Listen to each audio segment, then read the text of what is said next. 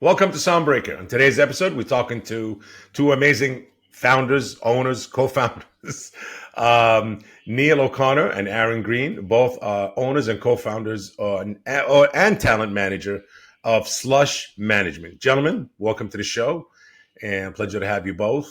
And for our listeners who might not be familiar with you guys, if you give us a quick dive into a bit of a background, it's just a small one before we get into it, and dive in. Whoever Yeah, wants to thanks for start, having please us. feel free. Absolutely, Neal. Yeah, sure. So I can kind of give my background first and how I met Aaron. So I've been basically obsessed with music since I was a kid, and at some point, I think I decided that I wanted my career and to kind of spend my life being somebody who advocated for the people who make music, and that kind of led me into artist management. And after college, I got a job working at a big rock music management company where I did day to day management and marketing for artists like System of a Down and Deftones and Cypress Hill. And, I think while I was there, I eventually got really, really interested in and excited about dance music. And so I kind of had this epiphany like, I want to try to manage my own DJs on the side and see if I can kind of create my own thing from that. That led me to just reading lots of dance music blogs and discovering an act that piqued my interest. So they were from San Francisco, and so I flew up there and I went to one of their shows and I met them, and that's where I met Aaron, who was their booking agent at the time, and really enjoyed the show. Really felt good about my meetings with them, and went back to LA. And I called and I said, you know what, I think I want to do it. I would love to manage these guys. Aaron said, you know what, I've actually been wanting to transition from booking to management myself. So, like, what if we just did this together? And would you be interested in that? And I said, sure, yeah, that sounds great. And that's basically how the company was born, was just around us deciding to co-manage that first act together. I'll let Aaron kind of talk about his background and what led him there too, though. What an Yeah, amazing kind of positive story, actually. Very simple, warm, and genuine. I like it. I don't come across many, but absolutely. yeah. So mine's a little different. I came from actually outside of music. I started in the tech space. Started a tech company when I was in college and traveled a little bit overseas and ended up falling in love with dance music while overseas. I kind of came back to the States at a time when dance music was not really very popular. It was just kind of building in popularity, 2007. And I ended up uh, going to a up and coming bar in the area that I went to college, and I ended up booking a night for them, which turned into multiple nights a week, and ended up helping that club to become the hottest club in the area. And a lot of the talent that was booked for that at the time was pretty pretty small, but now very big dance music artists who I ended up booking there. And then a lot of those acts didn't actually have any representation, so a lot of them were asking for some help getting gigs outside of that club. So I ended up booking a lot of those artists. A lot of this just kind of fell in my lap as far as just following a passion and being excited about something. So there was no real plan for it. It just evolved naturally. So yeah, and obviously from there I met Neal, and we kind of both transitioned into management. Amazing.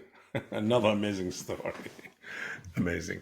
Um, so you guys been in that space for a minute, in the management, booking, just the whole arena of dealing with artists on a daily basis and speaking to artists all the time.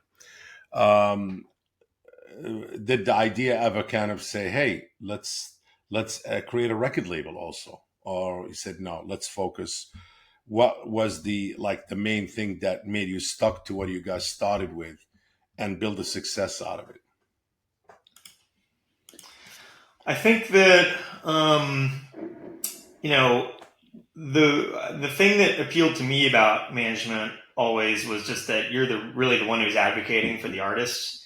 And I think in, some of the other businesses in the industry, they have different priorities, right? The labels are trying to increase the values of their copyrights and their catalogs and stuff like that. Sometimes those goals can be at odds with, developing and breaking an artist, right? So I think what I always was driven by was like, um, finding artists who I think deserve to have a larger audience and trying to help them grow that and help them find Hmm. success and help them kind of build all the multiple verticals that they have, right? There's a bunch of businesses that artists are in, whether it's touring, whether it's recording, whether it's publishing, merchandise, brands and sponsorship. And I think it's really exciting also to be able to do different things every day and to kind of be working across all these different parts of an artist's career. And I think, yeah, that's one great thing about management is it's like we do so many things that I think it always stays interesting. Mm.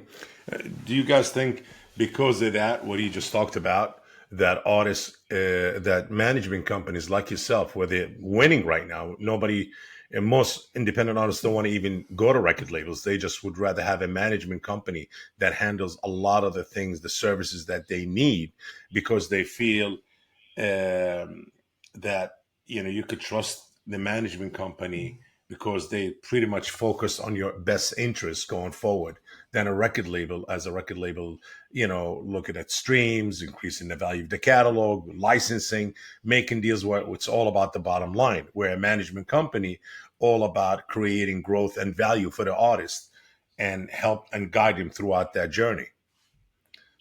Yeah, it's funny. We actually have this sort of conversation with our artists quite a lot, because there's plenty of artists that come to us with the idea that they want to, you know, own their catalog, go to independent labels, and I think there's a push and pull to that. I think there's kind of two sides to that equation.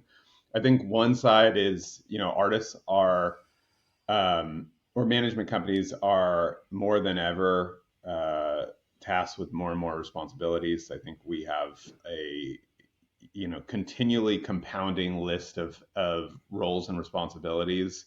And I think one of the things that any manager will probably tell you is that our job is to wear a ton of different hats and be able to handle all different facets of their business. Um, but I do think record labels are still valuable for some artists. I think that there's a definite value uh, um, in people, and there's a definite Hmm. value in the power that they can wield. So I think as you grow in the industry, I do think record labels can help propel artists to bigger and bigger heights. And I think when you're talking about a global marketplace, it's really important to understand the power that a major label has, an independent label has, a you know some labels that we like working with a lot are labels that act like majors that are independent labels. They all have different abilities depending on what your artist's actual needs are, and I think that can Hmm. scale uh, pretty much um, completely throughout an artist's career from the beginning to the end. I Okay. also would say that, like, even in a situation where we're doing a self-release, kind of like what you were talking about, Bob, like we kind of end up building a label infrastructure around it anyway, but just it's kind of us running it instead of a label. So we end up hiring outside social media marketing companies or publicists or all sorts of different things like that. And you kind of end up building a piecemeal label sometimes when you're doing that, because I think like as much as we'd like to be able to do everything ourselves, I think teams are still important, and I think good people and good teams are still necessary, and it still takes a village to really break an artist to Mm. higher levels.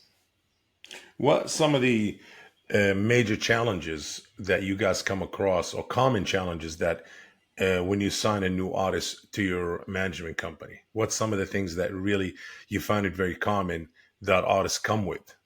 I mean, I think the hardest thing for everybody is figuring out how to break a new artist, right? And we're not always necessarily trying to sign brand new artists, but I think that's probably the hardest thing to do in management is to get that initial momentum from obscurity to something where there is an Mm-hmm. audience.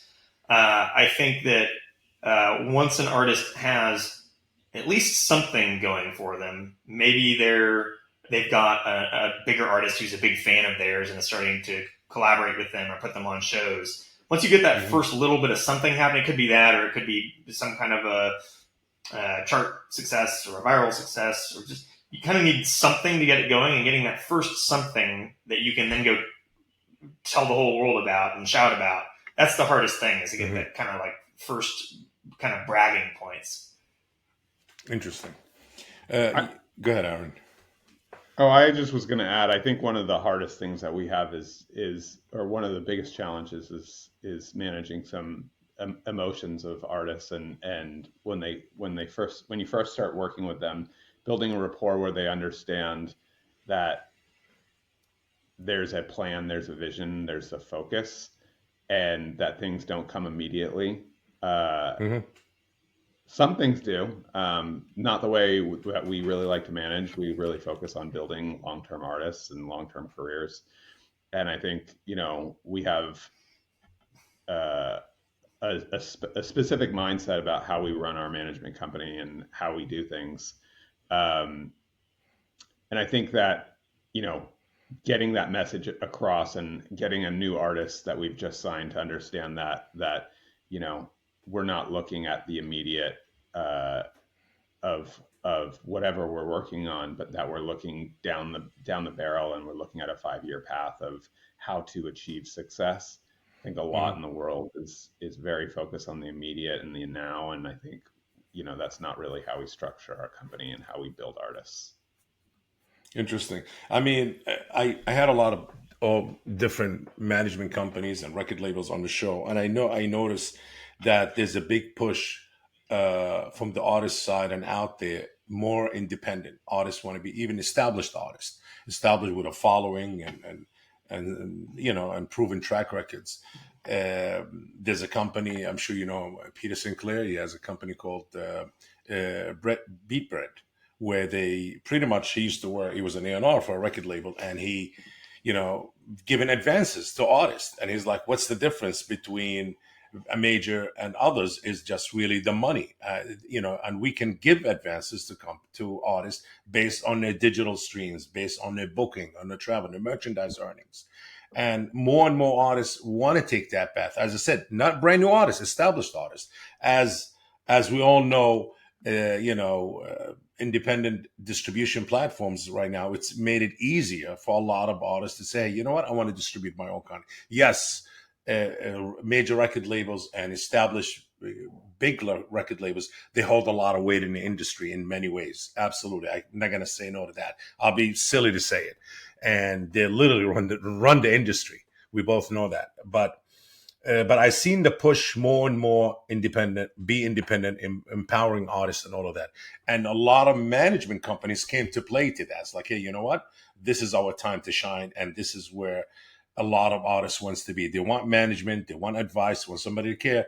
But also we have, as you said earlier, a lot of artists wants to, there's push and pull on that where they want to own their own catalog. Because catalog became to a value right now. Catalog is extremely valuable.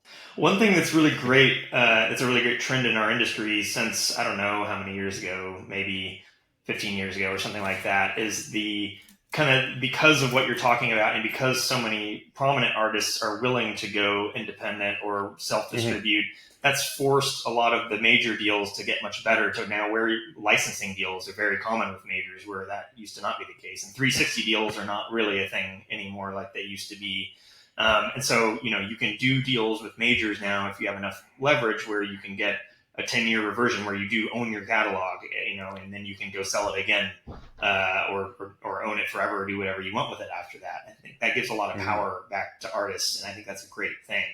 I think that, majors are really good at blowing up worldwide hits if that's what you have. And if you're on that Correct. track where it seems like you really want and need to be, and you have that potential to be that worldwide kind of radio hit success, then there's no other better place to do that. I think for the vast majority of artists, majors are not very helpful, especially when you're trying to develop and break, because they have a lot of inflexible policies that are meant to protect their valuable catalog, but are detrimental to artists who are trying to break. So like one example I think about with this is an experience we had where I think, one of our artists was offered to have their song be the song on the Coachella like after movie, like the kind of post Coachella official wrap up movie video on YouTube that's going to be seen by millions of people.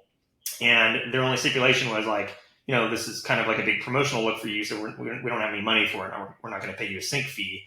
And the major label blocked it because they said, we just have a policy, just like we can't devalue our catalog by doing gratis sync license to anybody. It doesn't matter what it is. And so, that was a big opportunity lost for that client that would have actually grown the value of his music that they controlled, right? That would have generated more money for that song would have screamed better, and that song would have, reached more people. Well, at least we generated mechanical fees, earnings. Right. So, I think there's some trends that are good where artists are getting a lot of power and leverage back.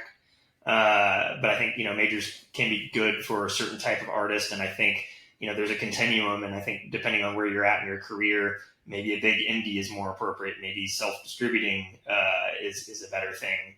And I think it just really varies on the specifics and from artist to artist. You guys see right now a trend of live touring is becoming more and more popular because of technology, and as you, Aaron, also came from the tech background, and you know how technology now kind of pretty much really not just control the music business, kind of, I would say, pivoting the music industry, all like which way, where's the future going to go? It's all based on technology, and what's the lead for it. Do you see more and more of artists, wanting to tour, and the touring business is growing more because also of AI and all of that? They want to see live shows and on stage or in venues. Yeah, I mean, I think the future. I guess what you're asking is more about the future of the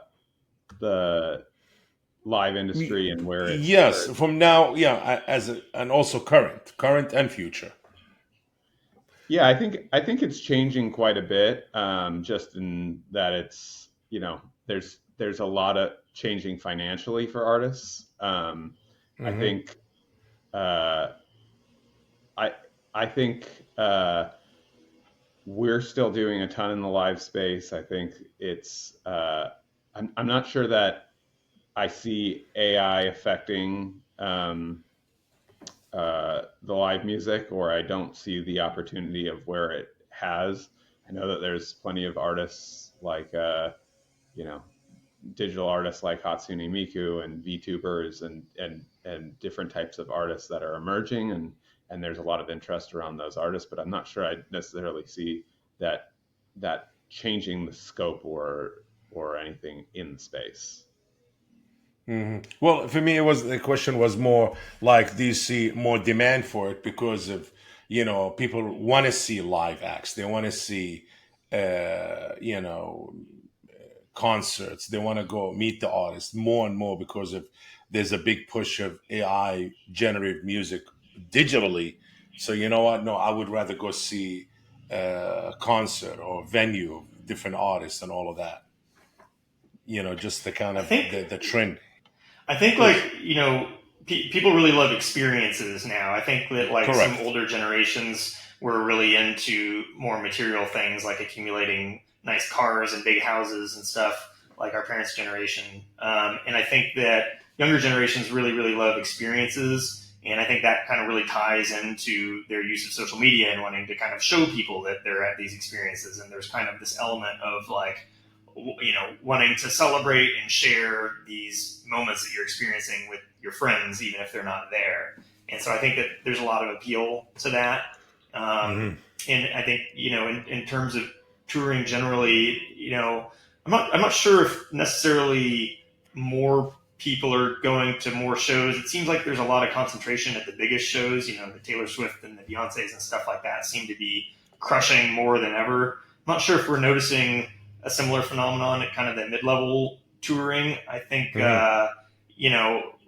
one trend we have been noticing in touring for us is that while the revenue that artists are making on it hasn't necessarily been increasing very quickly, the costs of touring in the past few years have been growing really, really rapidly. And at the same time, I think productions have become really amazing. And I think the fan expectation for how great concert production should be has risen. So you have these rising expectations from fans. Artists are trying to meet these expectations in an environment where also every piece of gear, every crew member you hire is becoming more expensive. We're finding that artists, talking with other managers too, everyone's talking about how their artists are being squeezed by this to the point where I think, at the club and theater level, um, it seems like artists aren't really able to be profitable just on the tour operation alone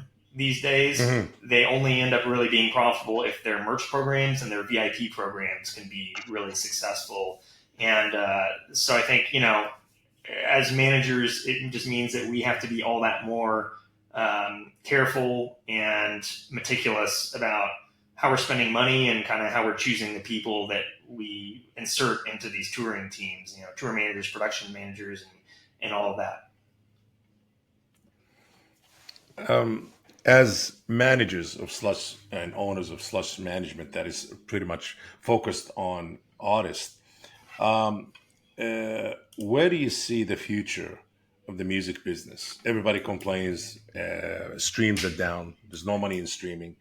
With all kind of stories, the fake streams, the if you're not performing a certain amount of streams, they're going to take you out. But still, b- put all that aside, streams are down and from all platforms. And where do you see the future earning of the music business as you guys deal with artists every day?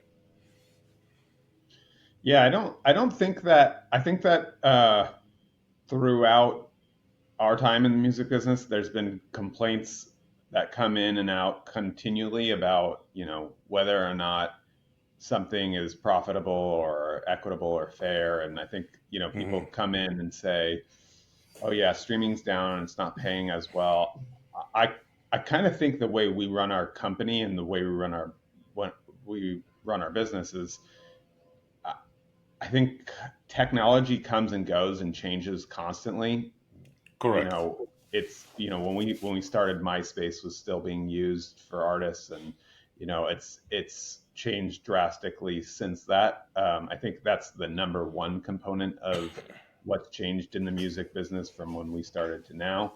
um, but I think that the underlying strategy and focus hasn't really changed. I think when you create phenomenal experiences, when you create things that people care about, money follows. When you focus on things that have passion, and you actually help an artist curate what they're passionate about and what they care about, that enthusiasm, that passion translates in its fans, and then translates in its financial growth and success.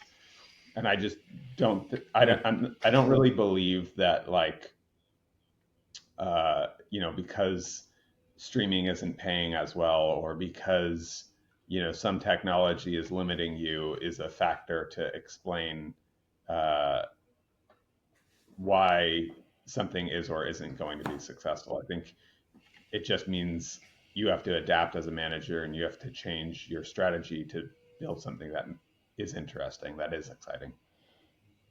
Yeah, to my point earlier, Interesting. there's so many different businesses that artists are in that I think if overall if streaming is down, that's not something that we are going to worry too much about, because what we're really focused on is building really like good artist to fan connections, really figuring out how to endear our audience to our artists, and like creating super fans and stuff like that. And so it's like we're thinking about not just streaming, but like how is what we're doing on the streaming platforms going to translate into building this authentic connection with the artist, where they're following them on social media and they're buying their merch and they're going to their shows, and this whole kind of web of interconnectivity between them and the artist. And we're always thinking long term, like how do we create a fan base that's sustainable, that's really bonded to this artist, that's going to help this artist have a decades long career. Very interesting, a very positive message, I have to say. So pretty much in a nutshell, what are you guys saying? We're not focusing on the noise. We're not focusing on anything negative. We're going to focus on the craft, make sure the artist is really an artist and creating the value for longevity, which is amazing message. Like, you know what, as you said, Aaron, technology going to come and go, whether it was physical to digital or this next, the experiential thing and the whole, there's always going to be something new, and we're going to transition to it. We're going to adapt to it, whether we like it or not. There's always going to be artists, and we're going to adapt to that new way of consuming content and music and all of this. And there'll be new ways to make money. So, but we focus on what we do, the artist craft, focus on the craft, make it perfect, and create the value and the growth. Amazing. Really love the message. I love the focus. Absolutely. Slush management. So what's next for Slush Management and for Aaron and Neal? Yeah, I think, for us, we're constantly just waking up every day excited about new opportunities, new exciting ways to build our artists. I think, the thing that's most exciting to us in management, and I think we've kind of said this for years, is, we love our job because every day you wake up to a new task, a new crazy idea that an artist has an idea for, or we have an idea for. And I think, what we really love doing and what makes our job exciting is that we get to go every day and come up with something that's really unique and special to the artist. And, we're focused on constantly innovating and trying new things and building things, and not being, constricted by what, is traditional in the music Mm-hmm. industry, but going outside of that and trying to find new ways and new things that excite us. Yeah, I think, we want to continue growing our current roster. We want all of our artists to be the biggest artists in the world, and we want to keep coming up with new, exciting experiences for fans. And just I think kind of growth. Yeah, we just brought on a brand and sponsorship person to our team for the first time. I'm really excited about the new opportunities that could bring for our clients. Just always thinking about how to grow what we've got and how to make our artists the biggest and best they can be. Amazing.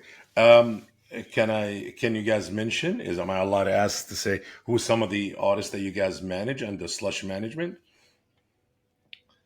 Yeah, absolutely. Yeah. We Please. manage we manage Porter Robinson. We manage uh, his side projects, of course. We manage an actor, Tadanobu Asano. He just won a Golden Globe for Shogun. We manage Eden, Jai Wolf. And DJ Susan and Wink, and another manager that we brought on last year has a great roster too. He's got Angry Baby and Ethan Regan.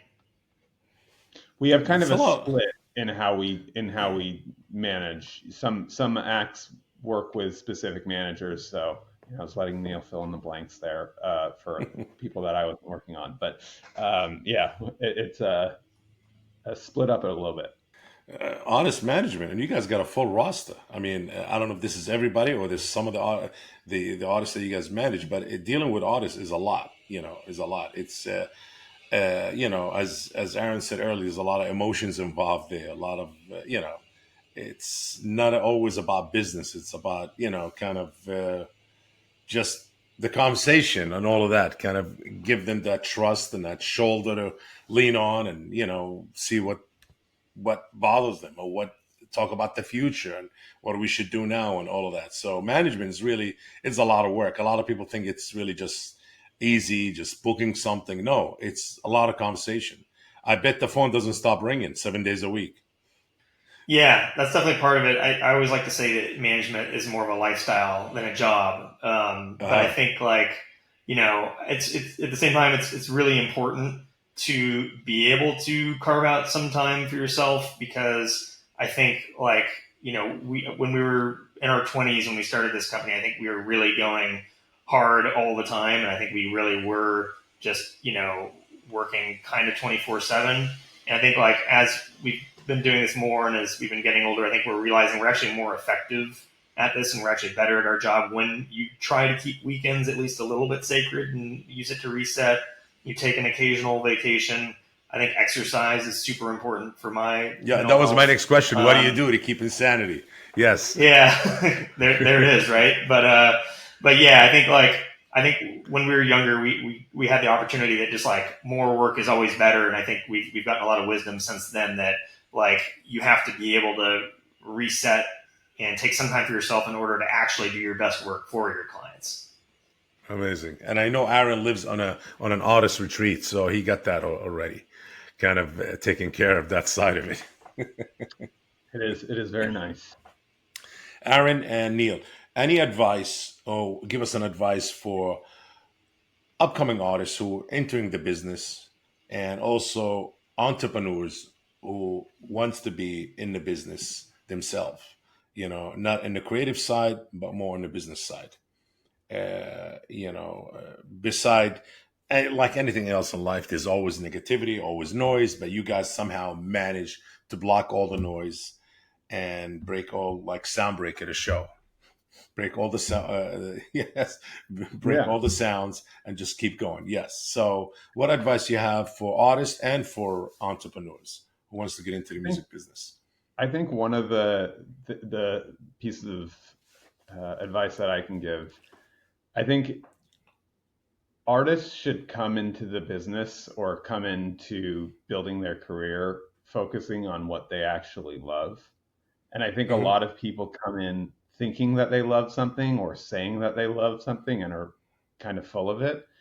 I think if you come in with an actual passion and you have a focus of something that you genuinely care and love, I think that translates. And if you can keep that focus and know that you really, uh, love what you're doing and feel something special with what you're creating, with what you're making, and aren't focused on trying to make it a business, that's the real way to be successful. I think, coming in with the mindset of I want to be the biggest artist in the world, it's almost a surefire way to fail. I think if you come in and you say, you know, I have something really unique and specific that I want to share with the world, that's great, but it has to come from a place of true love and honesty. And I think for a lot of artists, it's really difficult to find that. For a lot of people, I think it's really difficult to find that. Hmm. So if you have if you can come in and really be self-critical with yourself and focus on that as the main thing, I think a lot follows. I think that's how a lot of great success stories begin. Hmm. Amazing. I have to say, I do a lot of interviews, and I've done a lot of interviews in the music business, and all were amazing and great. And I give everybody, thumbs up for what they established and done. But, not always I come across a very simple, positive vibe and interview, which you guys did at Slush Management. Aaron Greene and Neil O'Connor. I love your approach, even to the partnership from the beginning. It was simple and easy. Excuse me, and no bull. Just, hey, just be positive and passion. You're both passionate about the music business, as Neil said in the beginning. is obsessed with the music business. So, and he followed his passion, and I both. think I said obsessed with music. Obsessed with music. Yeah, but but I like the business too. But again, but I like your attitude, both very positive and very look forward, and ignore the noise and follow your passion, and just be better and better at your craft, whether you're a manager or an artist or performer, whatever it is. Absolutely. Gentlemen, again, anything you guys want to promote before we say goodbye? Talk about anything coming up on Slush Management, any tours, any artists, any whatever, please. Yeah, we have a new album coming out from Eden. We're excited about that. In a fall tour in the U.S. and a spring tour in Europe that we're getting ready to announce. And then Jai Wolf has a big singles campaign that we just started. It's off to a great start, and we're getting ready to announce a tour for that as well. And we have Amazing. Tadanobu in Mortal Kombat 2 in October. Oh, wonderful news. How do people follow you guys to learn more about the artists you have and about some of the tours and new releases, some of the artists that you manage also? Social media, LinkedIn? And Yeah, if you guys want to Instagram mention the handle. is the main thing for us. Yeah, it's just Slush Management on Instagram. That's it. Slush Management on Instagram. You heard it.